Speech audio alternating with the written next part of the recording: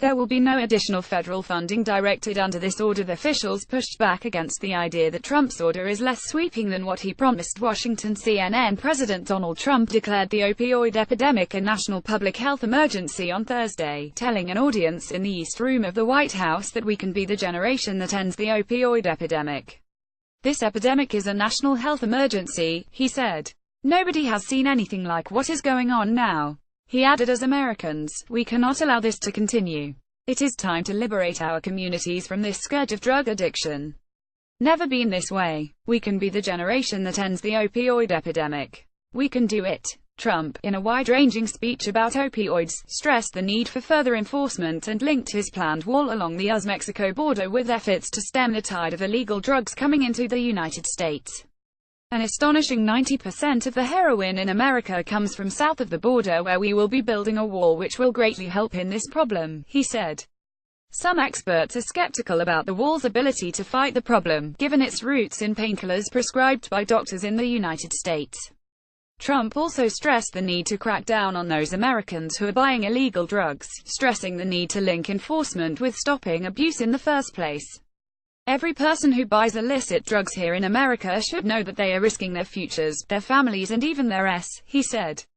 Illegal drug use is not a victimless crime. There is nothing admirable, positive or socially desirable about it. Trump's move is different from the broad order the president previewed over the last few months. On Thursday, the president directed Acting Health Secretary Eric Hagen to declare a public health emergency under the Public Health Services Act, which directs federal agencies to provide more grant money to combat the epidemic, not a national emergency, through the Stafford Disaster Relief and Emergency Assistance Act. The difference between the two orders is money and scope. If Trump had used the Stafford Act, the federal government would have been able to tap into funds from the Federal Emergency Management Agency's Disaster Relief Fund to combat opioids. A senior administration official, however, said the designation was not the right fit because the FEMA money is meant for natural disasters, not health emergencies.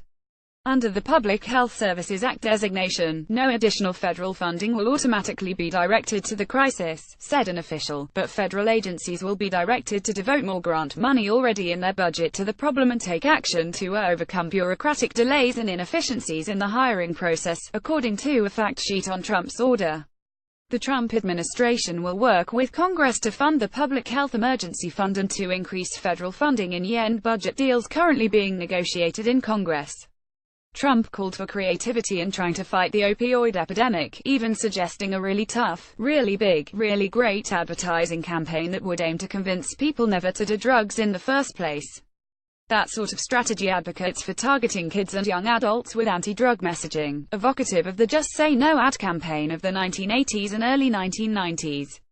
The president also personalized his message, telling the audience of cabinet officials, lawmakers and families affected by the opioid epidemic that his older brother Fred Trump Jr.'s struggle with alcoholism taught him about curbing addiction. I had someone who guided me and he had a very, very tough life because of alcohol, he said, adding that reaching young people and urging them never to start using drugs will make it really, really easy to fight the scourge. Administration officials, pressed as to why Trump didn't declare a nation disaster to combat the crisis, pushed back against the idea that Trump's order is less sweeping than what he promised. Under the Stafford Act, as unfortunately we have seen on multiple occasions over the last several months, the Stafford Act is designed to respond to mostly natural disasters that are of a very short time duration in a specific geographic region, one official said, adding that the Trump administration believed the order under the Public Health Services Act is a better use. Trump's order will last 90 days and, according to another official, can be renewed every 90 days until the president believes it is no longer needed. Since 1999, the number of American overdose deaths involving opioids has quadrupled.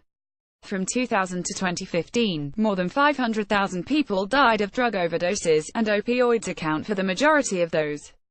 Recently released numbers from the Centers for Disease Control and Prevention found that around 64,000 people died from drug overdoses in 2016. Trump, after campaigning for president in part on fighting the scourge of opioid addiction, has long teased sweeping action. The president told reporters in August that he would designate the epidemic a national emergency but failed to follow through. The lack of action, treatment advocates said, has deprived the fight against the deadly drugs a designation that would offer states and federal agencies more resources and power. During an impromptu press conference in the White House Rose Garden last week, Trump said that he would officially declare the national emergency when asked why he had not followed through with his initial pledge.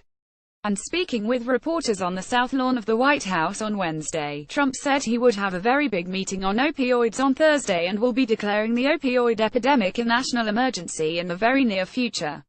Public health emergency versus national emergency. The primary difference between the two designations is access to funding.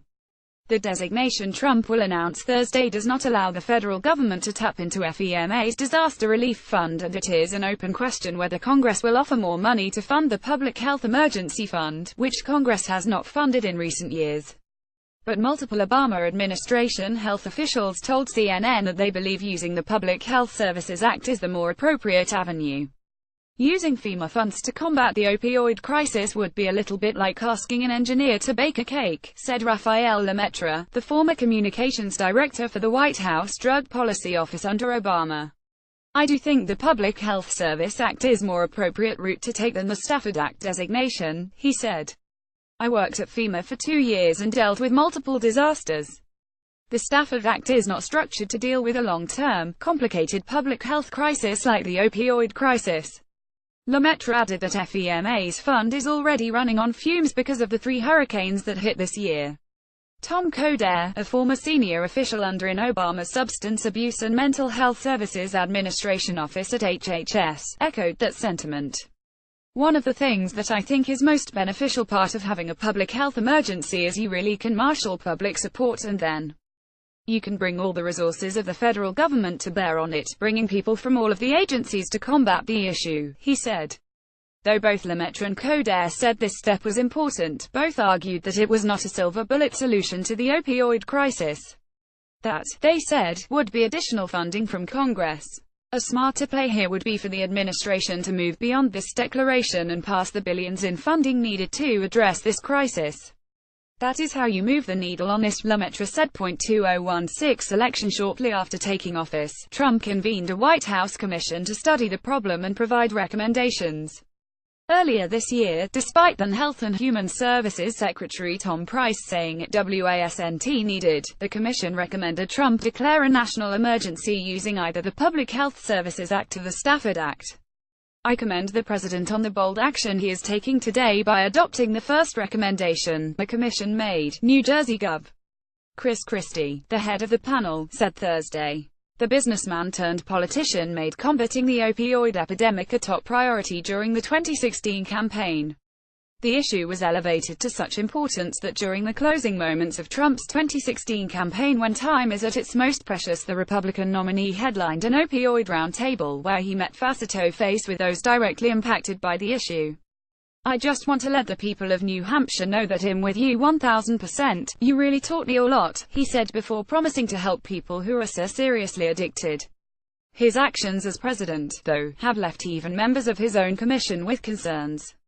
Former Rep. Patrick Kennedy, a member of the President's Commission on Opioid Addiction, told CNN on Wednesday that he worries the president and his administration are using the opioid epidemic for photo ops.